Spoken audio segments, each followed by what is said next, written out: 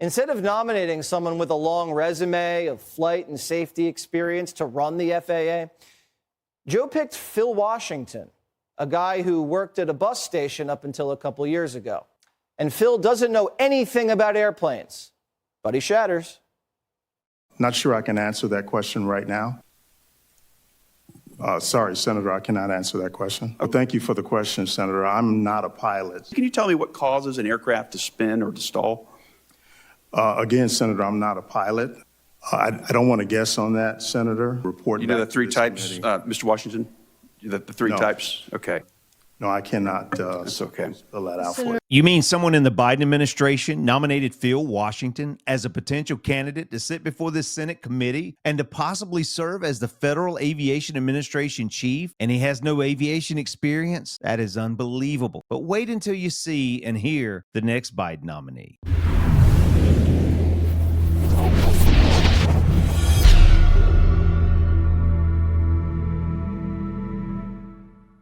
When you're looking to hire someone for the Federal Aviation Administration chief position, you want to hire someone who has the qualifications, someone who has the experience and the credentials to lead that department both efficiently and safely.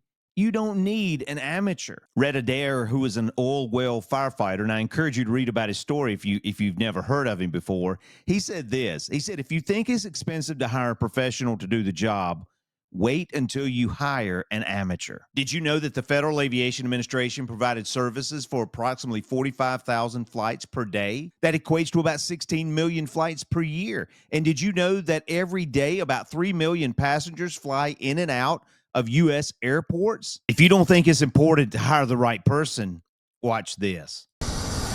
The FAA with a new alert urging continued vigilance from all airline and airport employees. That sharp reminder coming on the heels of at least 7 close calls at American airports, including one at New York's JFK airport, where a Delta pilot had to slam on the brakes after an American Airlines plane crossed the runway. Delta 1943, cancel takeoff plans. Rejecting. All right, then, At airports across the country, one close call after another. The latest, just outside Washington, D.C., at Reagan National Airport earlier this month, when a Republic Airways plane took a wrong turn, crossing the path of a United Airlines jet just as it was about to take off, prompting alarm at air traffic control. Oh, you're not 2-3. Cancel takeoff clearance. We're boarding takeoff. 6 other recent near misses are now being investigated by the federal government, including at New York's JFK, when an American Airlines plane crossed the runway as a Delta flight was taking off, in Honolulu, when a United flight crossed the runway as a cargo plane was about to land, and in Austin, Texas, when 2 planes came within 100 feet of each other as one was landing and the other taking off. You don't need an amateur to lead the Federal Aviation Administration. You need someone who is capable, someone who is competent, someone who has experience, someone who is a pilot, and someone who is able to manage an entity the size of the Federal Aviation Administration. And Phil Washington is not that man. Now we turn our attention to the second Biden administration nominee. Her name is Charnel Jelkingren. She's an attorney who has served as a judge of the Spokane County Superior Court since 2019. Now she is a nominee to serve as a United States District Judge of the United States District Court for the Eastern District of Washington. She's a judge. She was an attorney. Now, let me ask you, what is the one document that you would be expected to know if you were serving in that capacity? I'll give you a hint. It starts with a C. Tell me what Article 5 of the Constitution does. Article 5 is not coming to mind at the moment. Okay. How about Article 2? Neither is Article 2. Okay. Do you know what purposivism is?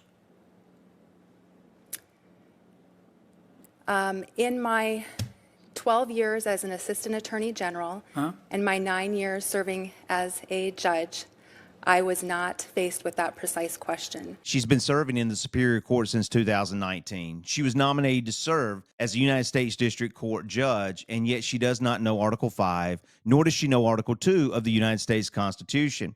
And looking at this, I think it's a very reasonable expectation for a judge to know what each article of the Constitution is about, no matter what administration it may be that nominates or appoints them.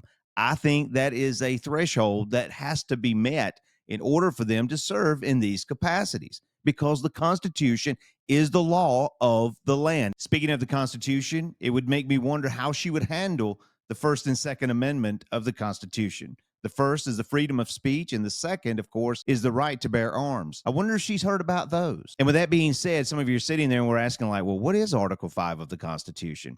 Well, Article 5 of the Constitution explains how it is that the Constitution is to be amended. It describes the procedures for amending the Constitution. Article 2, the same question she was asked, it explains the powers of the executive branch and how they shall be vested in the President of the United States of America. I have here a pocket copy of the Declaration of Independence and the United States Constitution. Some of you are sitting there and saying, you know, I'd like to learn a little bit more about the Constitution. I'd like to come alongside of someone who is like-minded in this way. If you live in Alamance County already has a local chapter that is devoted to the Constitution. It's called the John Birch Society, and the email address there, if you're interested in contacting them, is jbs_burlington@hotmail.com. That's jbs_burlington@hotmail.com. If you don't live in Alamance County, send them an email anyway and tell them where you're located, tell them who you are, and they will put you in contact with the right people to get you involved with a local constitutional group. And some of you have probably seen the tumbler that I have here, We the People, Article 1 of the Constitution. And also on the other side is the American flag. If it's a good tumbler to keep your drinks in, and good way to display your support for the Constitution. And if you'd like to have one, I've been given an email address there as well, signaturepinkdg@gmail.com. It's signaturepinkdg@gmail.com. If you'd like to have a tumbler like this, I'd encourage you to contact her and let her know. So what are some of the steps that we can take to make sure that we have the most competent and qualified individuals running for elected office? Number one, make sure they're qualified to serve in the position that they're running for. What makes them uniquely qualified to serve in that position? There is absolutely nothing wrong with asking them. Number two, do your research. Have your questions memorized. Know what questions to ask and know the answers. Know how they voted so that you will know whether they're telling you the truth or whether they're lying to you. Number three, don't just vote for someone because of name recognition, and know their voting record if they have one. Vote for them because they will uphold the Constitution and because they will be financially responsible with your taxpayer dollars, and that they will not use that position to personally enrich themselves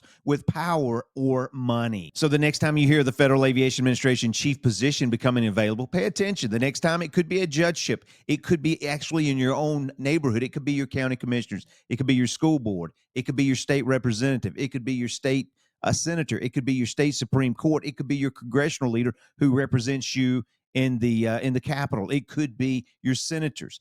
Pay attention and at least ask these questions. We need to take our citizenship very seriously and to make sure that our vote counts, because you don't want people who are not qualified to serve in these positions. My name is Keith. This is Alamance County Talks Politics. If you found value in this video and informed you, let me encourage you to hit the like and subscribe button. And until next time, take care.